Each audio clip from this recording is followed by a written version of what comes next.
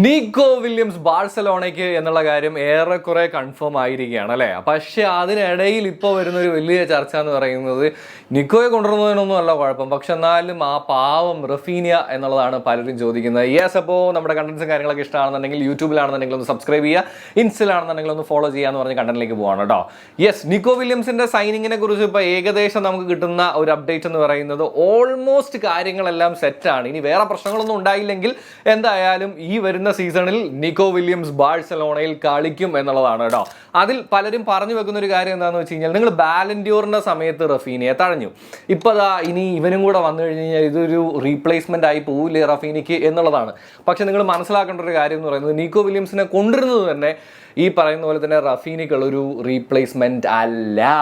Left വിങ്ങിലേക്ക് വന്നു കഴിയുമ്പോൾ സ്വാഭാവികമായിട്ടും റഫീനിയെ കുറച്ചും കൂടെ ഫ്രീ ആയിട്ടുള്ള ഒരു പൊസിഷനിലേക്ക്, ഒരു നമ്പർ 10 പൊസിഷനിലേക്ക്, ജേഴ്സി നമ്പർ അല്ല നമ്പർ 10 പൊസിഷനിലേക്ക് കളിപ്പിക്കാനായിട്ട് പറ്റും എന്നുള്ളതാണ്. അപ്പോൾ കുറച്ചും കൂടെ എനിക്ക് തോന്നുന്നു കോച്ചിന് റഫീനിയെ ഫ്രീ ആയിട്ട് പല രീതിയിലും കളിപ്പിക്കാനുള്ള ഒരു ചാൻസസും കൂടുതലാണ്. നമ്മൾ ഈ സീസൺ തുടക്കം, കഴിഞ്ഞ സീസണിലെ തുടക്കം നമുക്ക് കാണാനും പറ്റിയിട്ടുള്ളൊരു കാര്യം തന്നെയാണ്. സോ അതുകൊണ്ട് തന്നെ നിക്കോ വില്യംസിൻ്റെ സൈനിങ് ബാഴ്സലോണയെ സംബന്ധിച്ചിടത്തോളം കുറച്ചും കൂടെ ഒന്ന് പവർഫുൾ ആവാനുള്ള ഒരു സൈനിങ് ആണ് എന്നുള്ളതാണ് കേട്ടോ.